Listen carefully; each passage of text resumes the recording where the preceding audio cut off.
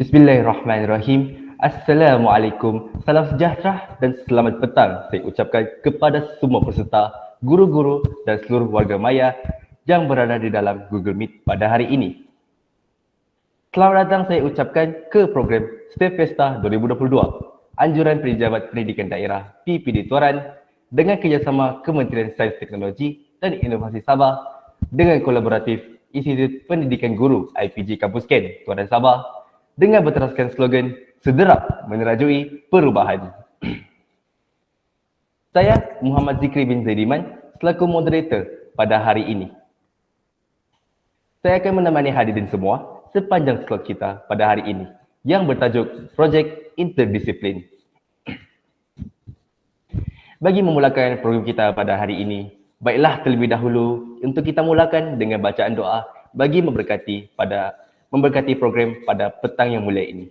Oleh itu, majlis menjemput Ustaz Alias Haji Idris untuk membacakan doa. Majlis mempersilakan.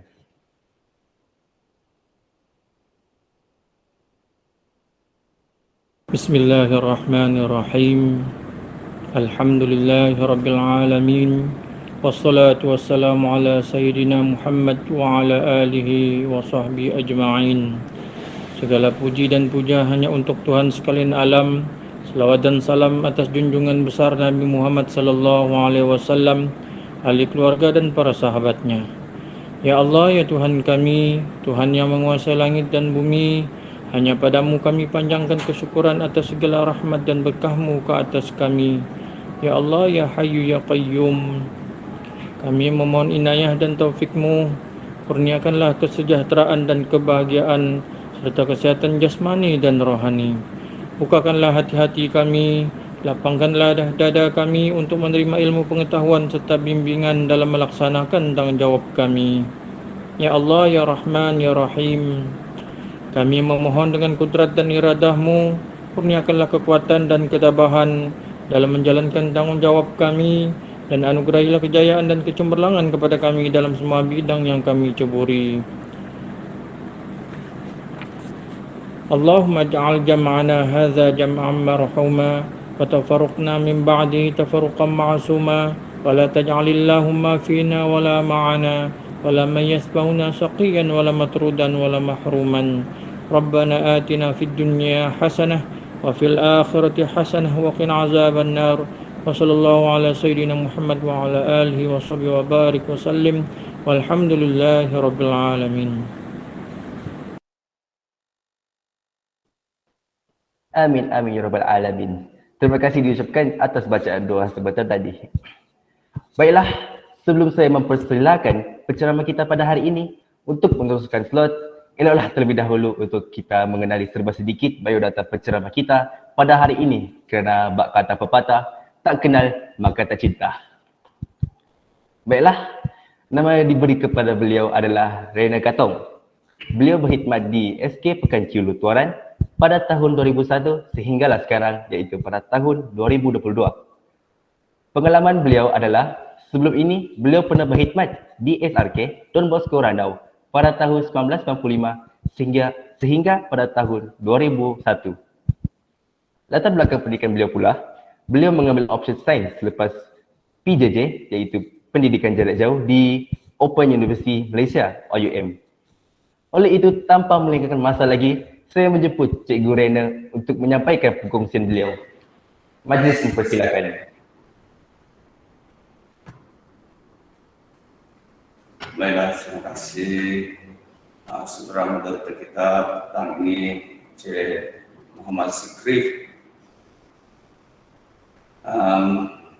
Selamat petang pada yang berusaha, Puan Sylvia Tim Pakoy, pegawai cemerlang SIC plus unit sains dan matematik di Pejabat Pendidikan Daerah Tuaran, juga selaku pengurus Carnival STEM Fiesta 2022, anjuran bersama IPD Tuaran dengan IPG Ken Tuaran. Kru penyiaran petang ini, semua yang terlibat secara langsung ataupun tidak langsung dalam program STEM Fiesta tahun 2022. Cikgu-cikgu yang sedang mendengar, menonton siaran ini, puan-puan yang saya hormati sekalian. Nah, terima kasih karena diberikan peluang dalam sesi perkongsian ilmu dalam slot pertama petang ini. Seperti yang telah dikatakan oleh moderator kita tadi, saya akan coba memperkongsikan tentang apa itu project interdisiplin, ya. So sebelum itu dalam slot ini saya bahagikan kepada beberapa bahagian, yaitu yang pertama kita akan masuk pada pengenalan, kemudian kita juga mau melihat contoh model reka bentuk kejuruteraan. Selain itu kita akan masuk kepada panduan, ya, pelaksanaan proses pengajaran dan pembelajaran. Seterusnya yang keempat, 7 langkah dalam proses reka bentuk kejuruteraan. Seterusnya contoh proyek dan cara pelaksanaan, dan akhir sekali kita akan coba memperkongsikan tentang video satu proyek interdisiplin. Okay? So itu adalah supaya kita tahu flow ataupun perjalanan perkongsian pada petang ini. Baiklah, untuk tidak membuang masa, kita terus saja masuk pada pengenalan pendekatan interdisiplin, ya, pengenalan pendekatan interdisiplin. Baik, jadi menurut Jacobs 1989 ini semua nih kita akan merujuk kepada pakar-pakar yang terdahulu, bijak pandai yang terdahulu yang telah mengkaji tentang pendekatan-pendekatan yang sesuai untuk pembelajaran pertama sekali dalam STEM ini. Okay. Jacob menyatakan pendekatan interdisiplin adalah satu pendekatan holistik yang menghubung kaitkan berbagai disiplin supaya proses pembelajaran itu saling berhubung kait, berfokus, bermakna, dan relevan dengan pelajar. Pendekatan ini bermula dengan menggabung jalinkan semua disiplin yang saling berhubung kait dan mengaitkannya dengan isu-isu kehidupan sebenar. Yang ini menurut Smith dan Carl Kidwell tahun 2000. Maafkan saya kalau sebutan saya tentang nama-nama ini silap. Oke. So, beliau juga mengatakan proses pemindahan pengetahuan baru berlaku apabila pelajar melibatkan diri secara aktif. Nah, itu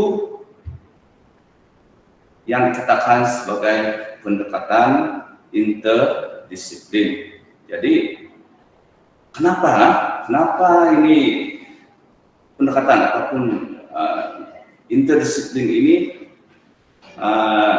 digunakan?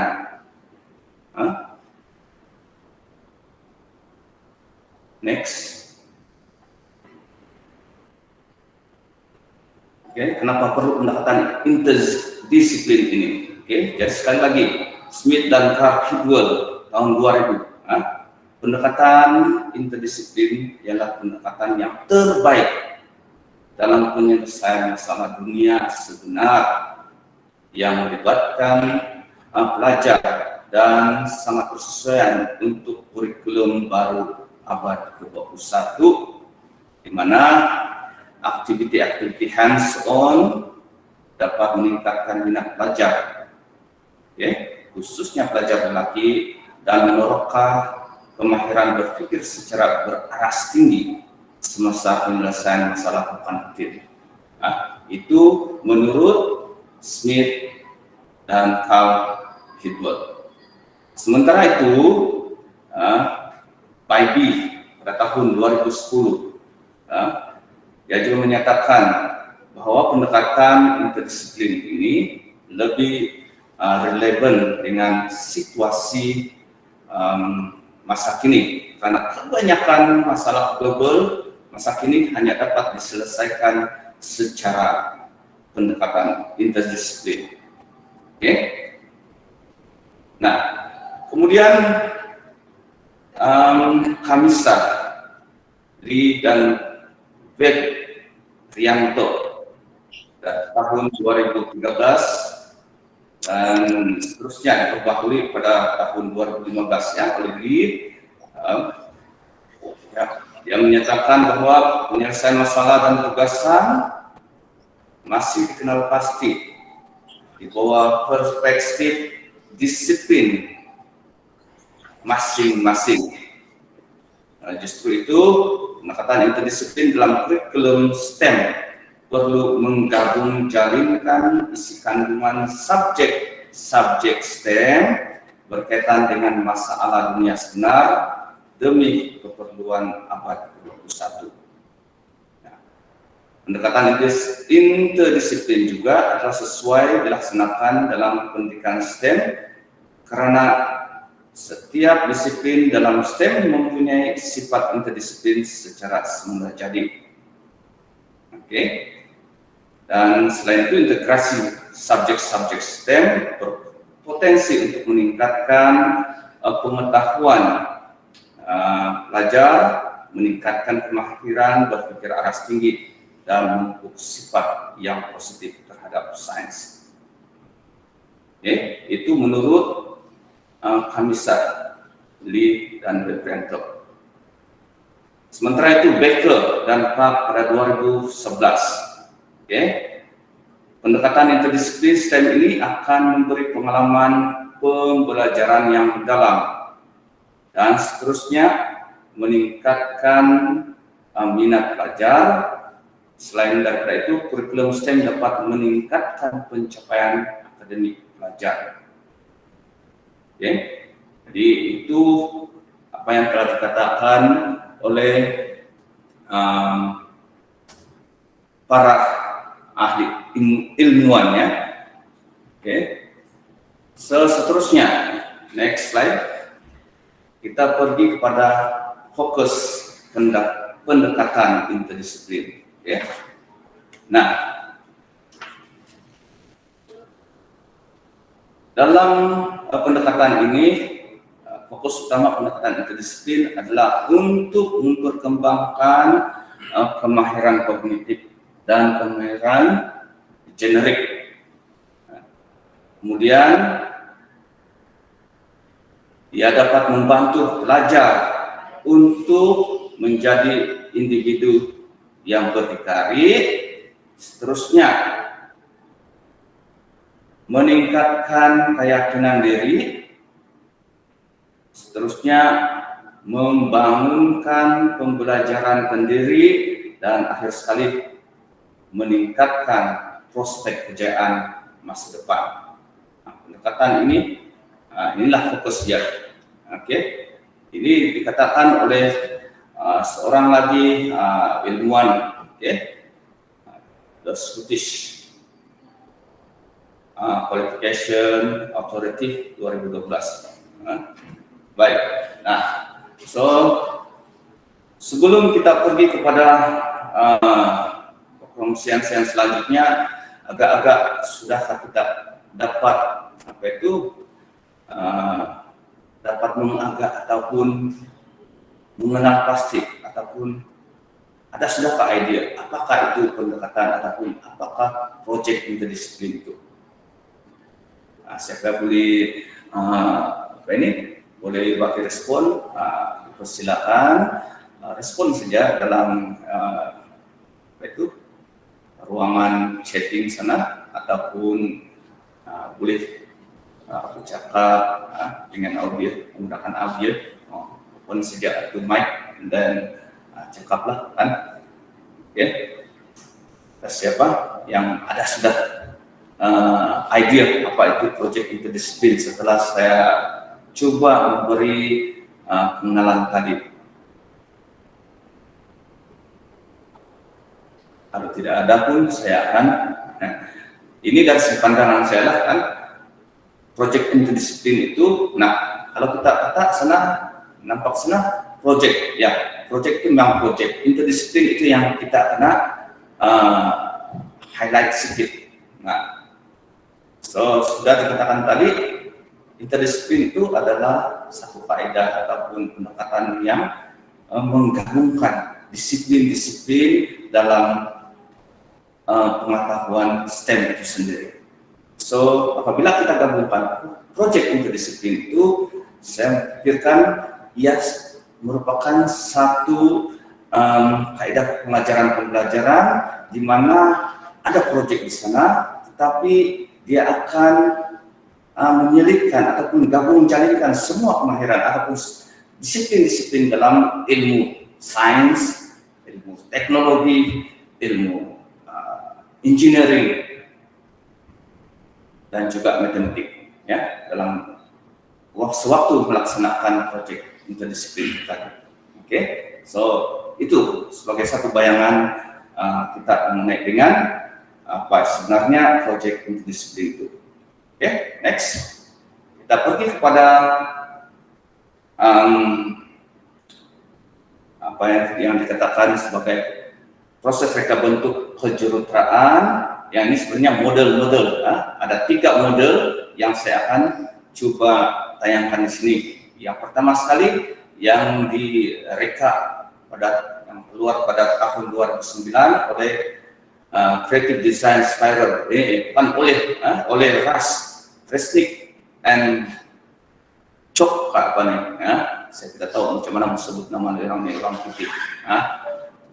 Dan mereka namakan model mereka ini adalah Creative Design Spiral. Nah, kalau kita lihat di sana dengan melihat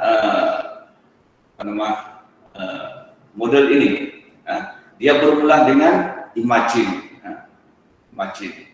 Seperti kan saya tuh lagu Imagine oleh John Lennon pula.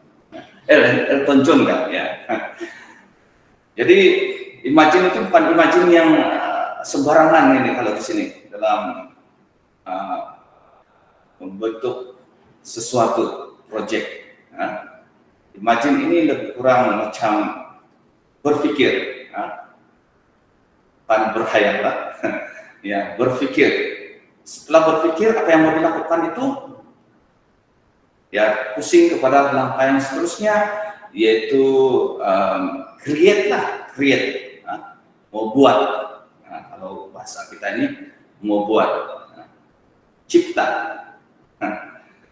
Selepas itu play, dia lebih kurang mau kasih jalan lah, mau uji, mau play,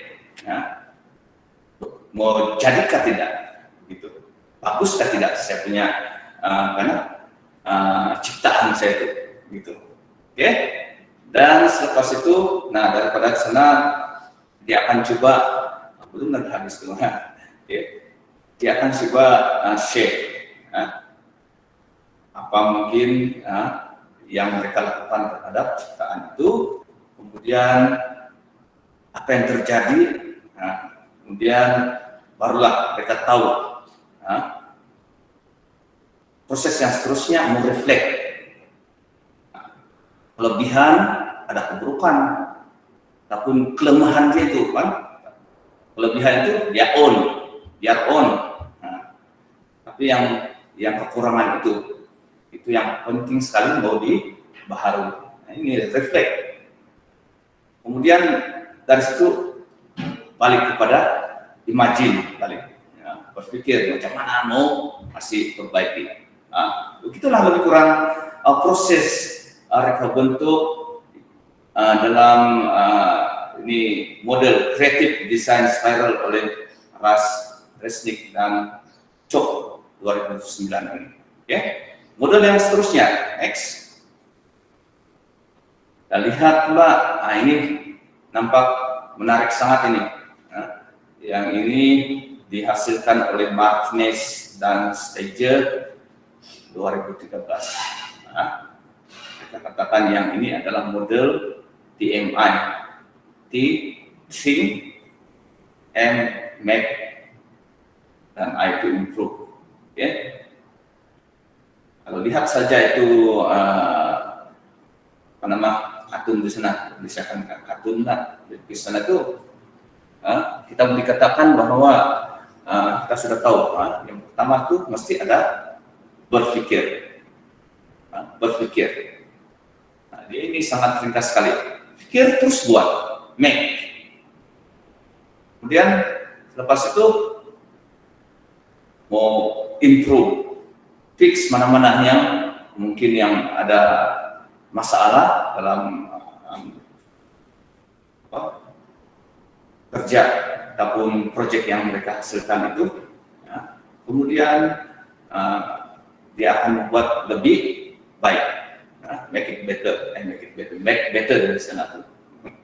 Oke, so ini lebih ringkas lah, lebih ringkas. Tidak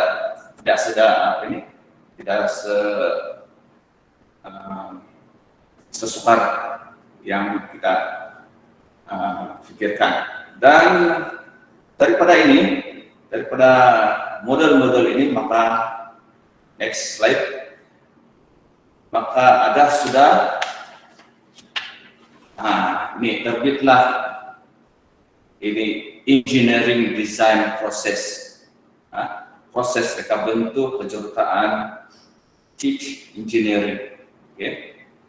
Nah, yang ini saya nampak ada penambahan dan ada diambil daripada kedua-dua itu model yang kita sudah nampak tadi. Yang ini dia bermula daripada AS.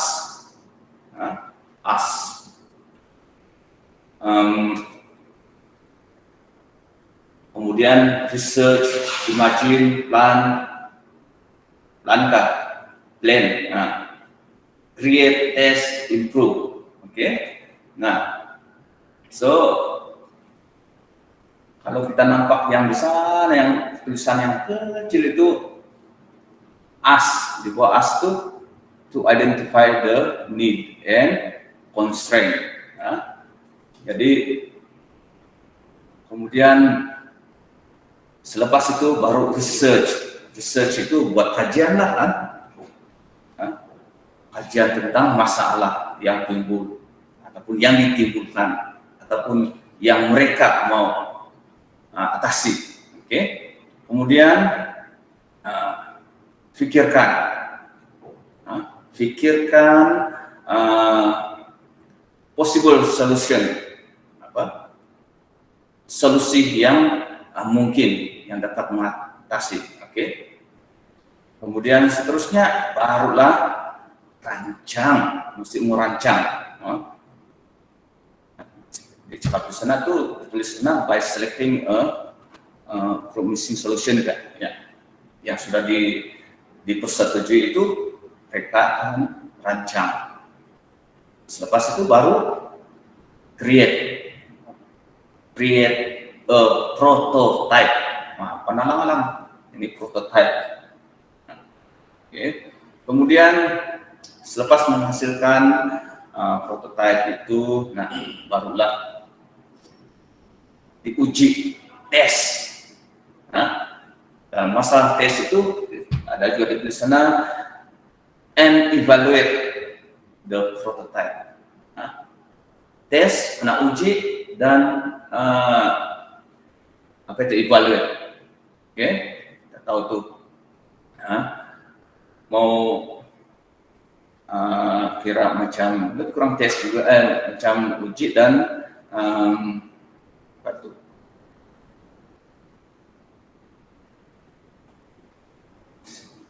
Saya kurang ini tahu dalam bahasa Melayu sudah evaluate itu. Jadi lebih kurang selepas tes itu kena tahu kan apa yang terjadi, dan seterusnya. Kalau ada masalah, kekurangan daripada proyek mereka itu ataupun prototipe yang telah dihasilkan itu, barulah anak kasih improve. Improve. Oke. Dengan cara mungkin mengubah sesuai. Mengubah sesuai. Nanti kita akan tengok dengan lebih jelas lagi ataupun lebih teliti lagi dalam perbincangan seterusnya. Oke. Kemudian dia akan sentiasa berpusing lagi. Selagi tidak puas hati, begitulah prosesnya. Akan berpusing. Oke, so kita pergi pada slide yang seterusnya. Untuk lebih kita memahami. Nah, yang ini kita masuk pada panduan sudah ini. Panduan pelaksanaan proses pengajaran dan pembelajaran berdasarkan pendekatan interdisiplin. Oke, nah, so yang pertama kita tengok, mesti ada masalah atau tugasan berkaitan dengan kehidupan harian yang ini kita yang akan berikanlah.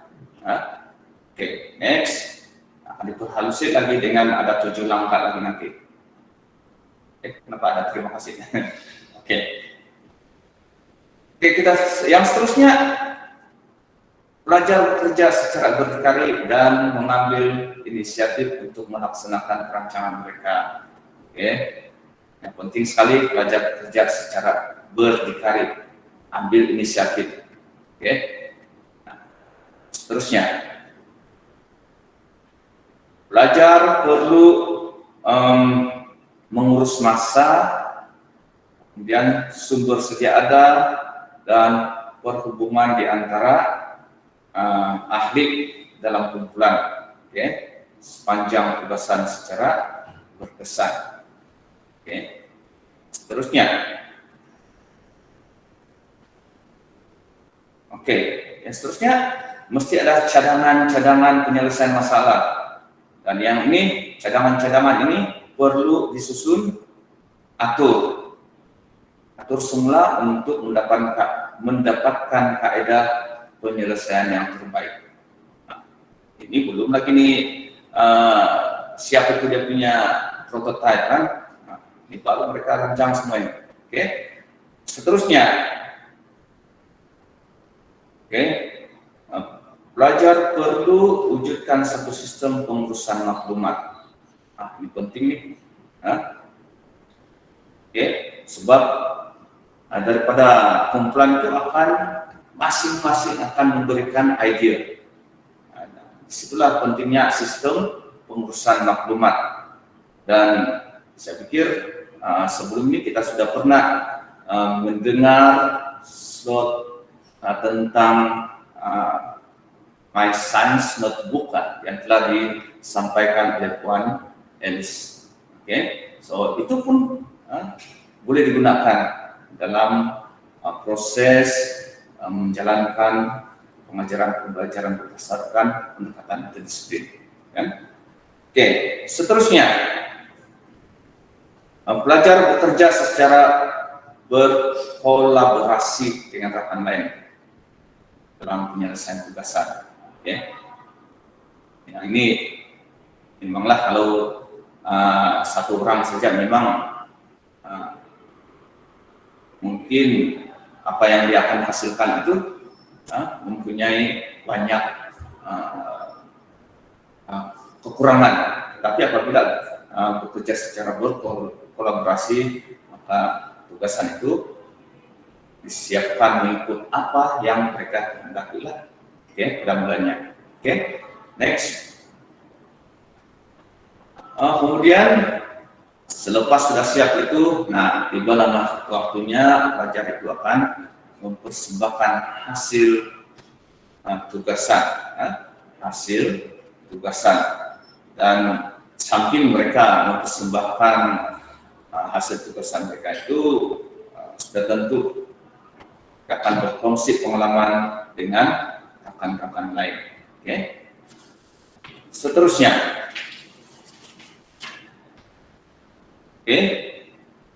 yang ini pelajar perlu membuat refleksi diri dan mendapatkan maklum balas daripada guru dan rekan sebaya serta pakar-pakar lain. Nah, setelah mempersembahkan proyek mereka itu, bukan hanya mereka saja punya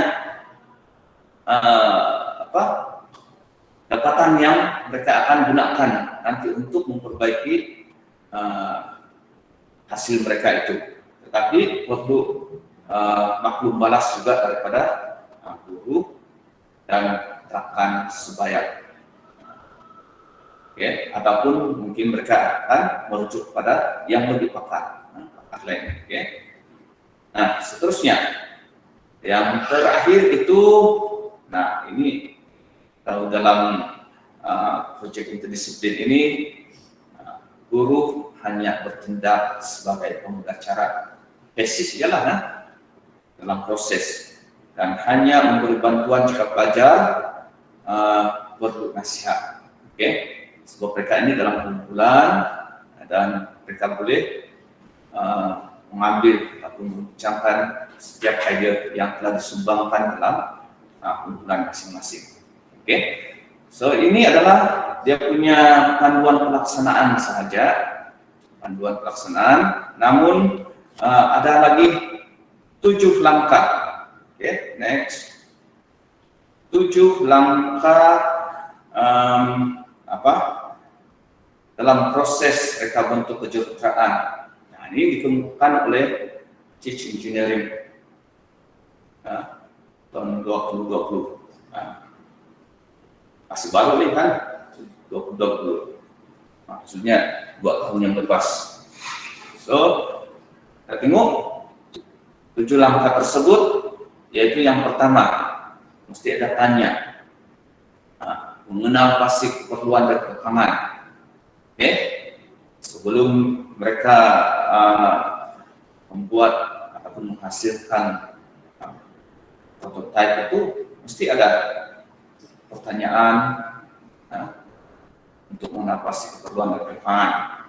Dan seterusnya, mesti juga ada kajian masalah, termasuk mendapatkan maklumat daripada individu yang mempunyai berbagai latar belakang dan kepakaran untuk membantu meneliti produk atau penyelesaian sedia ada atau teknologi sedia ada yang mungkin dapat disesuaikan dengan keperluan. Nah, kalau yang ini untuk di peringkat yang tinggi sudah ini, peringkat yang tinggi.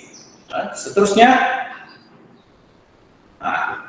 pastilah ada nih imajinasi, ataupun berpikir, untuk membangunkan penyelesaian yang mungkin. Kemudian seterusnya perlu ada rancangan seperti dalam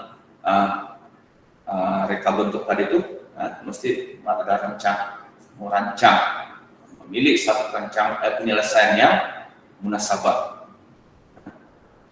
Kemudian setelah dirancang, barulah cipta ataupun membina itu prototipe. Oke. Seterusnya,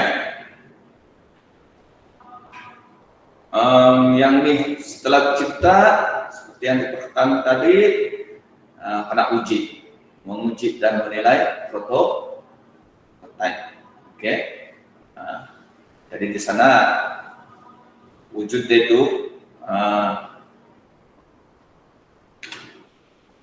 masalah baru yang mungkin akan timbul, dengan menguji atau menilai prototipe. Kalau mungkin yang setelah sewaktu mereka menyiapkan proyek itu, mereka coba menghasilkan, tidak ada masalah. Tapi apabila tiba waktu pengujian sebenarnya ada masalah, so itu kena nilai. Evaluate. Nah, ini yang dikatakan tadi itu evaluate, ya. So seterusnya, setelah itu barulah ada penambahbaikan.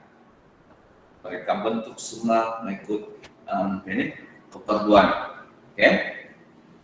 Nah, habis 7 langkah itu, begitulah lebih kurang perjalanan untuk menjalankan pembelajaran, menjalankan pembelajaran projek interdisiplin. Oke. Nah, sekarang kita akan pergi pula kepada contoh projek dan cara pelaksanaannya. Kita masuk lebih dalam lagi. Oke. Nah, jadi sebelum adanya tajuk yang akan diberikan ataupun masalah yang diberikan, mungkin dalam sewaktu itu pengajaran dan pembelajaran itu mungkin ada di mereka lalui. Dia tidak akan terus kepada belajar macam reka bentuk itu. Bukan terus-menerus menghasilkan prototipe kereta. Hari ini kita akan menghasilkan prototipe kereta. Tidak ada. Kita akan ceduk daripada apa yang kita pelajari, yaitu contohnya sewaktu belajar mengenai dengan kelajuan, contohnya kelajuan objek bergerak kan. Nah, baru wujud itu persoalan di sana. Macam mana kita mau kasih bagi kereta ini lebih laju. Jadi itu timbul. Jadi di sana barulah wujud ini proyek interdisiplin. Mungkin masalahnya itu inilah punya tajuk proyek itu menghasilkan prototipe kereta yang boleh bergerak lebih jauh lebih laju begitu.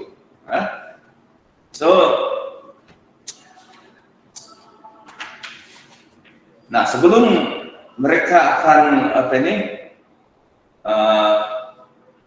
melakukan proyek ini, membuat proyek ini, nah, seorang guru itu mau kena engage dulu itu murid-murid dia atau pelajar-pelajar dia, supaya murid ini lebih macam dia kan ada semangat, mau terlibat. Dia tidak mau yang biarlah siap gitu nanti. Nah, biasanya gitulah murid-murid ini, belajar begitu kan. Nah, tapi kita mau engage ke pelajar kan. Jadi seorang fasilitator itu atau guru itu perlu ada memberi soalan-soalan lah. Contohnya, why do engineers want to design? Bagaimana kenapa seorang engineer ini atau jurutera ini mau desain ini sebuah kereta yang boleh bergerak lebih jauh, lebih laju, gitu kan? Nah, kemudian belum masuk lagi nih, tapi dekat sudah. Oke. Kemudian soal-soal lain itu adalah contohnya, ini mau engage pelajarnya. Apakah ciri kereta yang boleh bergerak lebih jauh, lebih laju, lebih efisien? Itu pun pelajar sudah, ya kan? Apa? Mereka pun terbayang-bayang sudah kereta sport, kereta idaman mereka. Kan? Sana kita sudah tackle lah, pelajar-pelajar ini. Okay? Nah, kemudian jangan lupa pula dalam kita bagi mereka itu semangat itu ada cabaran dia. Memperkenalkan cabaran dan matlamat proyek. Kalau kita mau buat begini mesti siapa begini. Jadi kamu mesti cipta yang kereta yang boleh bergerak lebih jauh, boleh bergerak lebih cepat. Kan? Kalau di peringkat yang mungkin yang lebih tinggi, yang boleh jimat. Yang ini mencabar mereka. Oke. Kemudian selepas itu barulah setelah itu ini murid-murid pun mau ada semangat sudah ini, barulah kita akan berikan murid ini bagikan kepada kumpulan-kumpulan. Jangan banyak, tidak perlu banyak itu ahli dalam kumpulan. Dalam pengalaman saya ataupun pengalaman cikgu-cikgu pun saya rasa sudah ini. Kalau kita bagi murid-murid ini dalam kumpulan yang banyak, adalah yang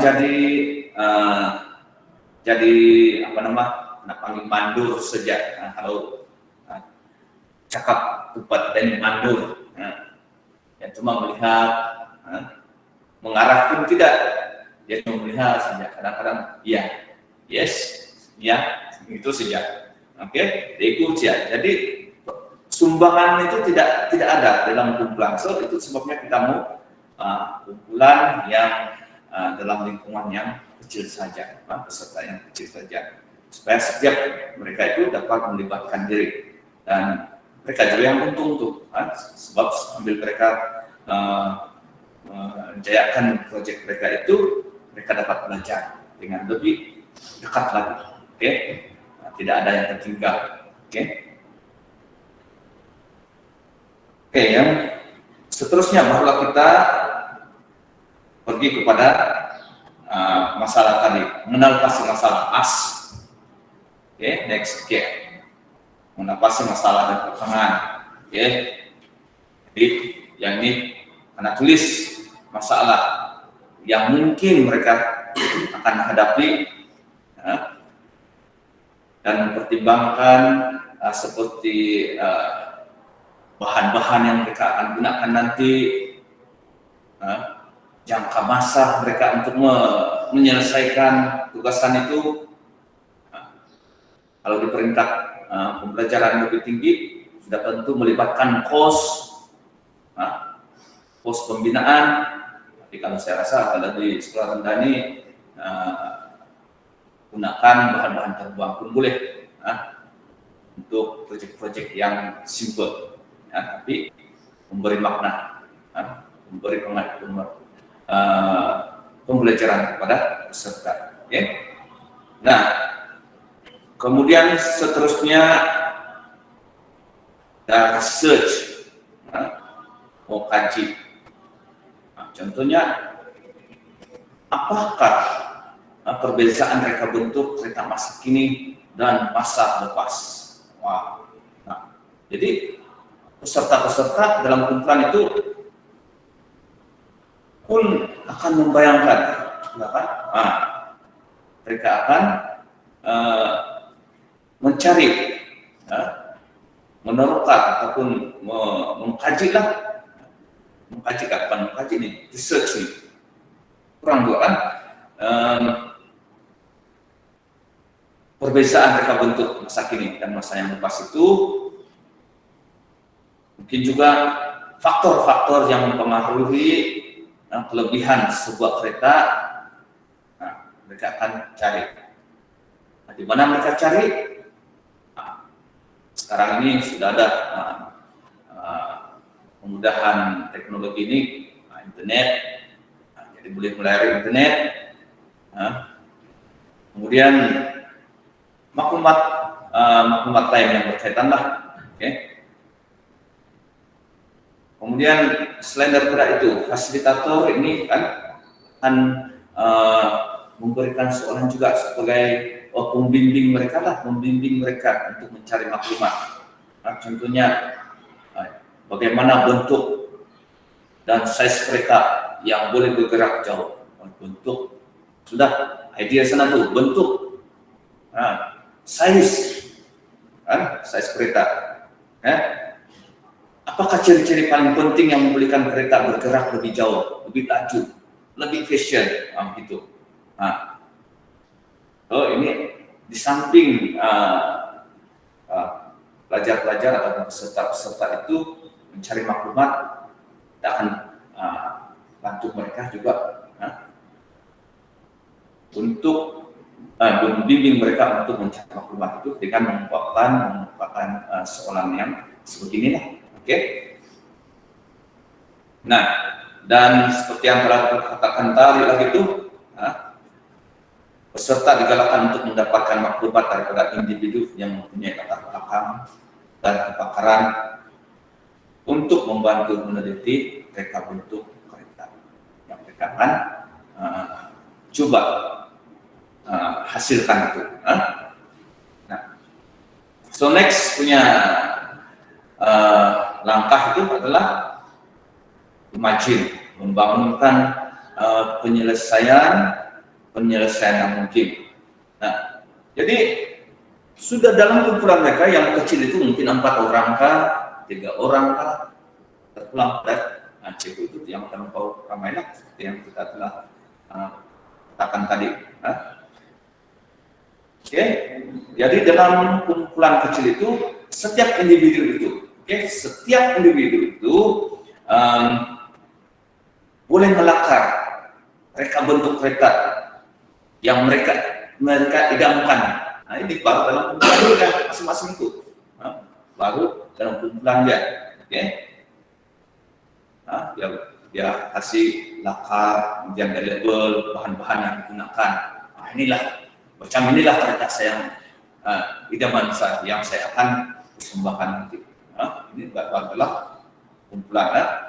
Oke, jadi yang sini pun fasilitator itu sentiasa memberi dorongan, bagaimana bentuk kereta yang sesuai. Oke, nah kemudian setelah itu,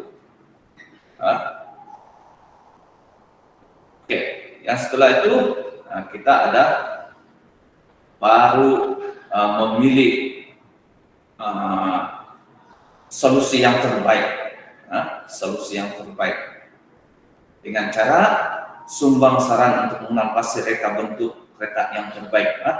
Ini dalam kumpulan itu kan, dia akan beritahu kawan dia di dalam kumpulan itu kelebihan dan kelemahan, reka bentuk, dan tentukan reka bentuk yang terbaik. Ataupun mereka boleh gabungkan kelebihan-kelebihan daripada setiap ahli itu. Kita buat ini kereta model kita, tapi kita ambil sebahagian daripada sana untuk kasih tambah baik, daripada dia punya kereta yang desain kereta ini, gitu. Jadi tidaklah macam satu saja model yang dihasilkan itu, sebab mereka akan menghasilkan prototipe yang terbaik yang akan dipersembahkan nanti, dalam kumpulan itu, dalam kelas lah sudah selepas ini, Nah, so dalam peringkat ini peserta ini ataupun murid-murid ini atau pelajar-pelajar ini diingatkan bahwa mereka perlu bersedia untuk menjelaskan dan memberi justifikasi lah tentang keputusan mereka. Kenapa ini begini yang kita mau buat? So di peringkat sana dia sudah ada jawaban. Kalau ada persoalan-persoalan yang timbul selepas itu nanti. Nah, kemudian pada peringkat ini juga sebelum itu, pada peringkat ini juga mereka perlu rancang dan catatkan langkah-langkah untuk membina kereta. Nah, ini penting sekali nih. Ada langkah-langkah. Nanti ada yang tertinggal.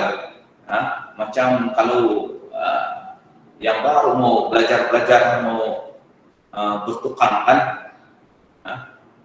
lain yang mau dihasilkan, lain yang dibuat dahulu. Jadi susah. Mesti ada perancangan.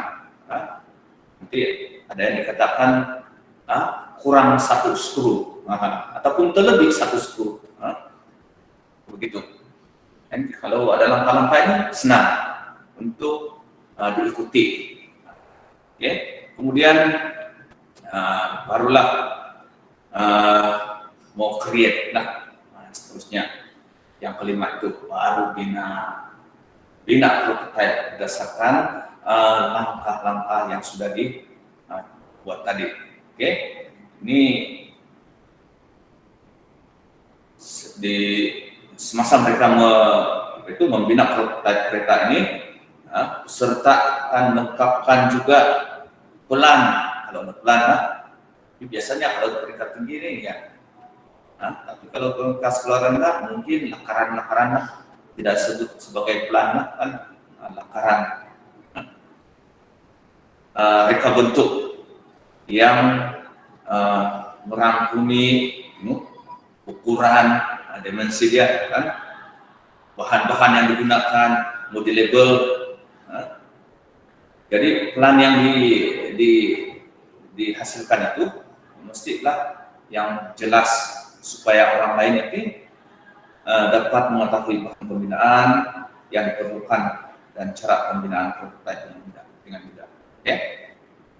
Nah, kemudian selain daripada itu, diperlukan juga ini menentukan ini cost budget pembinaan. Ini kalau di peringkat yang tinggi itu, ya. Kemudian adakah peruntukan itu mencukupi ataupun tidak? Nah, ini di peringkat tinggi lah. Saya tidak berbincang lebih lanjut kalau di peringkat yang lebih tinggi macam mana. Cukuplah dengan kebutuhan asas kita, ada bayangan sudah. Oke. Nah, seterusnya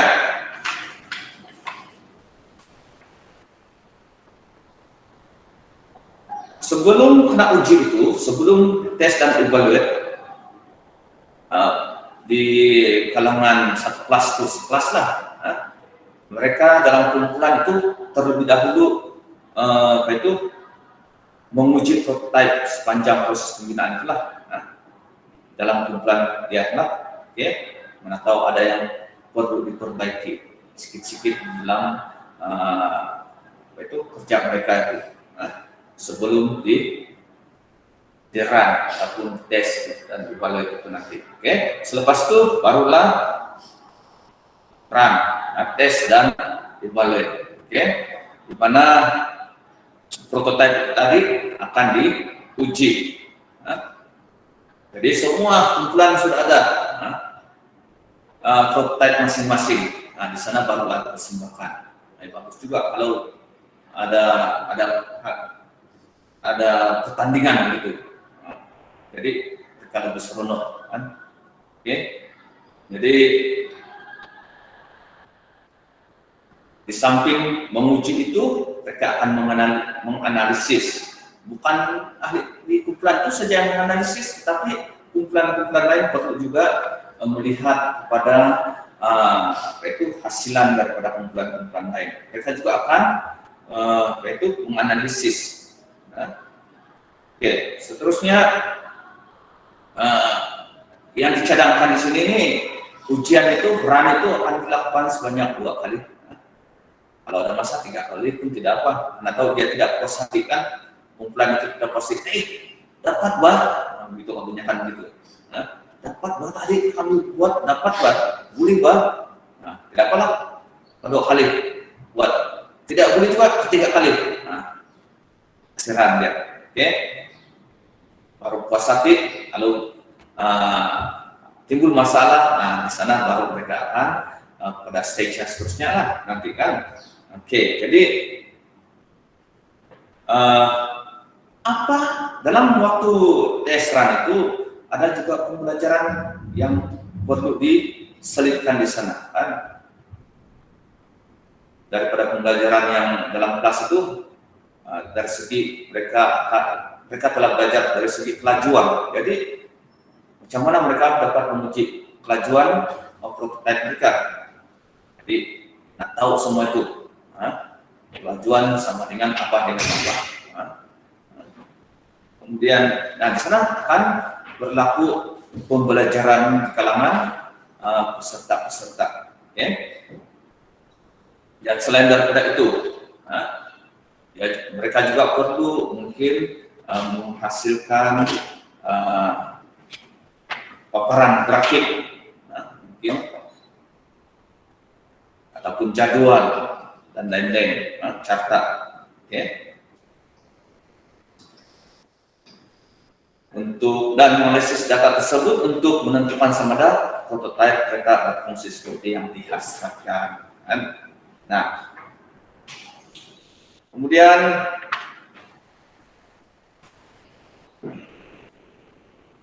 selepas menguji itu dia akan share lah, share. Dia akan share dulu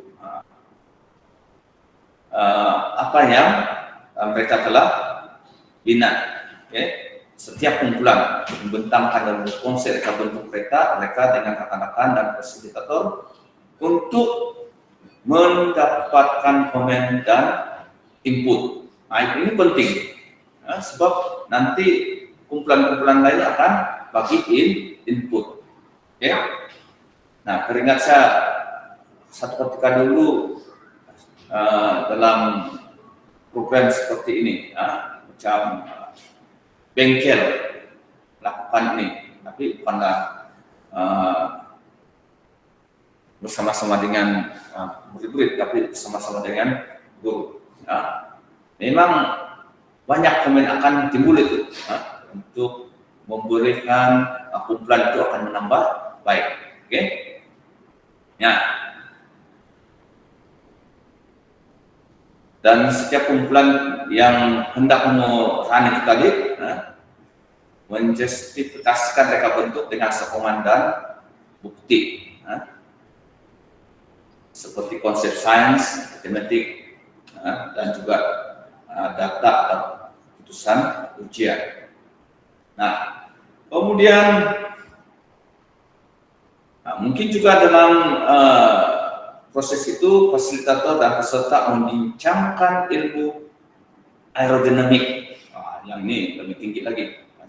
Tapi kalau dulu pun sudah ada ini tentang aerodinamik di sekolah rendah, oke? Bentuk-bentuk itu.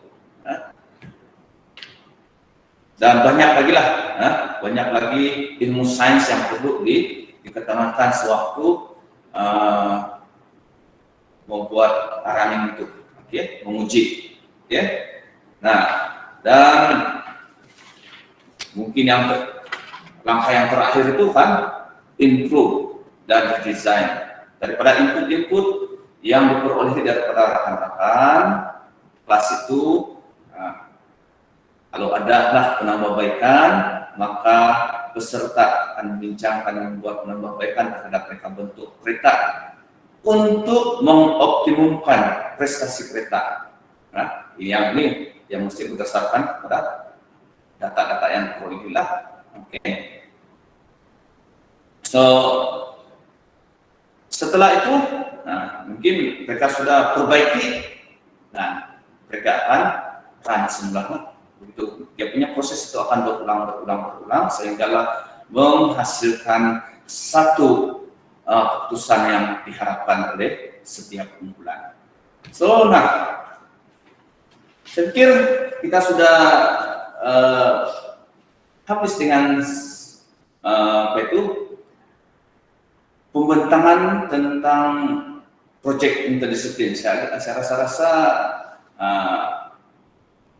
bolehlah membantu kiranya pada para audiens yang ada di luar sana untuk menambah sedikit ilmu yang sedia ada dalam pertama sekali dalam melaksanakan proyek interdisiplin ini.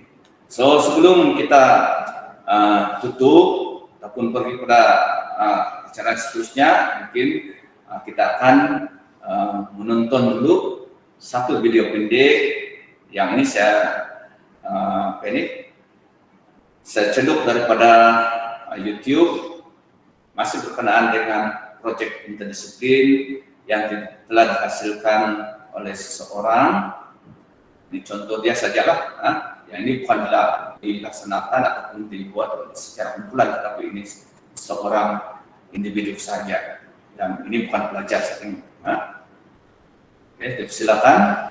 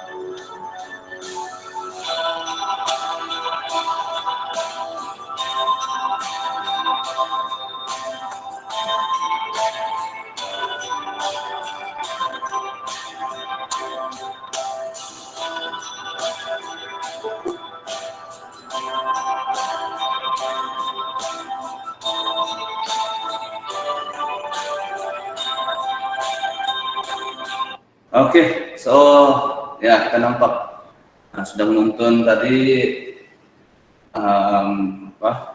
paparan sedikit video tentang proyek interdisiplin. Itulah lebih kurang contoh dia sajalah. Jadi harap dengan perkongsian yang saya telah sampaikan tadi adalah sebanyak membantu kita, dan saya juga ingin mengambil kesempatan di sini untuk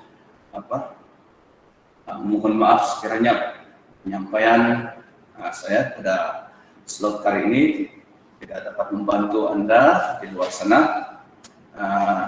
dan dengan itu saya mohon maaf sekali lagi. So, dengan berakhirnya peran tadi, maka saya kembalikan kepada moderator kita. Silakan. Terima kasih.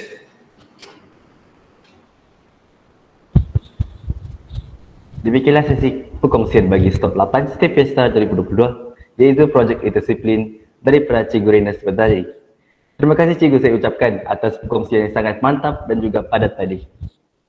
Justru kita akan terus balik kepada sesi soal jawab. Sekiranya para peserta mempunyai perkara yang menjadi tanda tanya sepanjang perkongsian tadi, peserta boleh menaip soalan tersebut di ruangan informasi. Kalau para peserta tidak mempunyai soalan, izinkan saya Cikgu kalau saya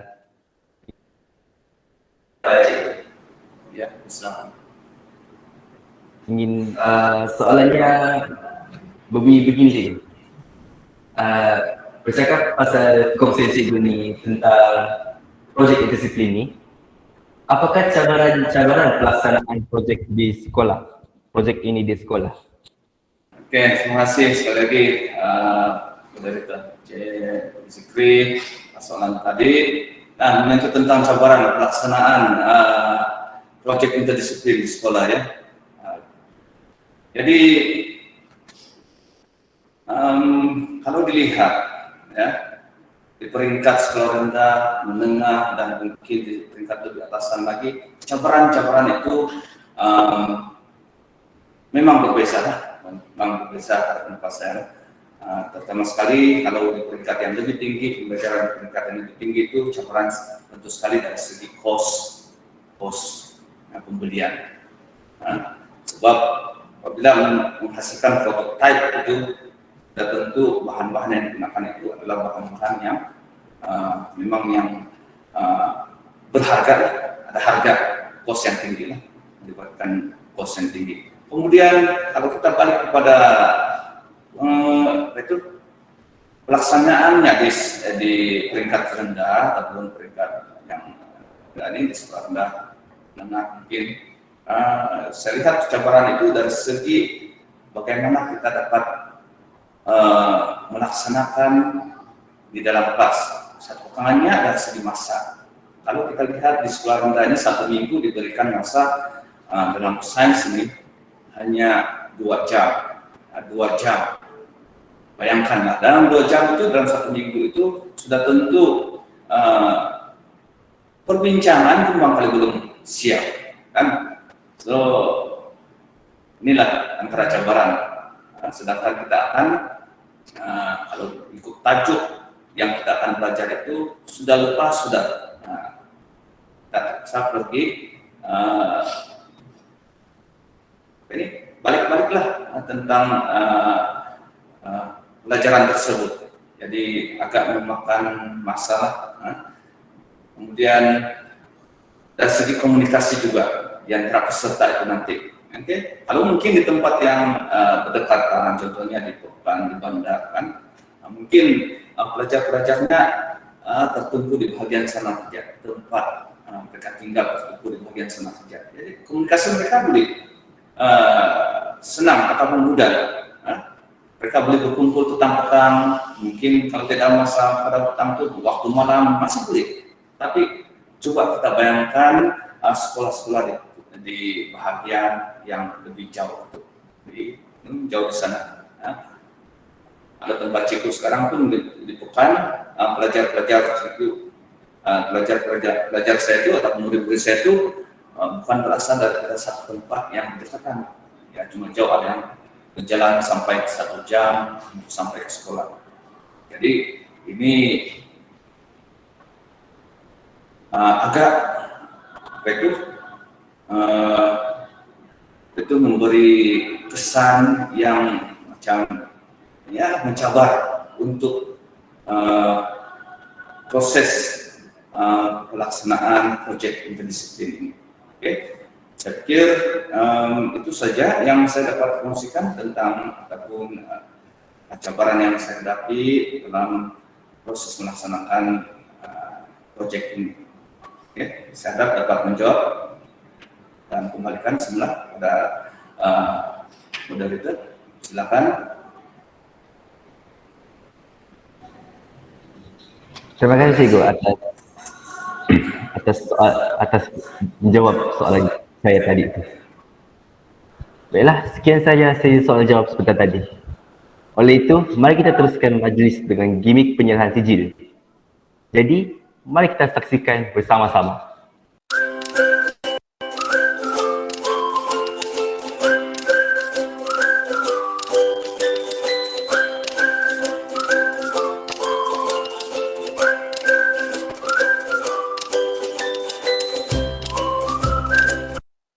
Sebelum kita akhiri sesi pertama kita pada hari ini, marilah kita bersama-sama mengambil gambar untuk dijadikan sebagai kenangan bersama. Oleh itu, diharap para peserta agar membuka kamera masing-masing dan mempersiapkan diri untuk mengambil gambar. Para peserta yang boleh membuka kamera, diharapkan boleh membuka kamera anda. Baiklah, jadi saya mohon bantuan AJK Technical bersedia untuk mengambil gambar. 1, 2, 3. Lagi sekali. 1, 2, 3. Terima kasih atas kerjasama para hadirin sekalian. Baiklah, hadirin sekalian, kita akan berehat sebentar selama 3 minit.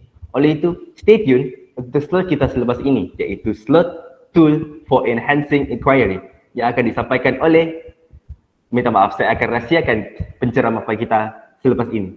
Bak kata Stephanie Poitry dalam lagunya, no spoiler please. Baiklah, sementara kita berehat, mari kita menonton video iklan IBSC yang akan ditayangkan. Sebelum itu, sebagai peringatan kepada hadirin sekalian, link kehadiran akan diberikan pada akhir program kita pada hari ini. Diminta hadirin mengisi pengesahan kehadiran pada akhir program. Ya nih, ini macam 6, ini pun oke. Tapi macam susah pula tidak mau juga nih.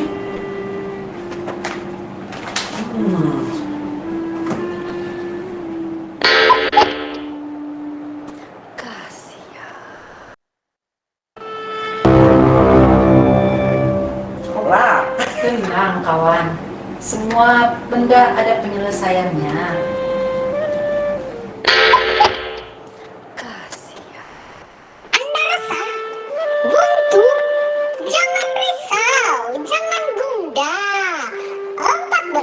slot IBSC kan ada. Benar cikgu, jom ikut, jangan ketinggalan. Kita. Wow, jom satu lagi. Kamu mau tahu apa itu sains? Anda perlukan ini, My Science Notebooks. Anda perlukan teknik penjualan yang betul. Ini atau ini. Kering. Apa itu? Itu. Jom ikut. Kamu tahukah apa itu eksperimen? Kalau tidak tahu, mari saya tunjuk. Document based research.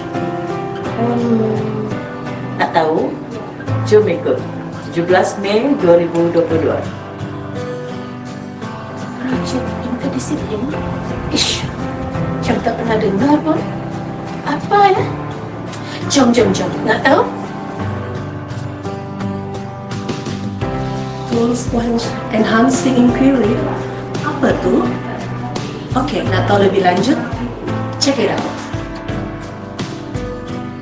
Anda nak tahu tentang pentaksiran dalam IBSE? Jom ikut saya. Teknik penyoalan guru. Apa benda tu? Jom. Video analisis. Kami sedang buat. Anda tidak lagi.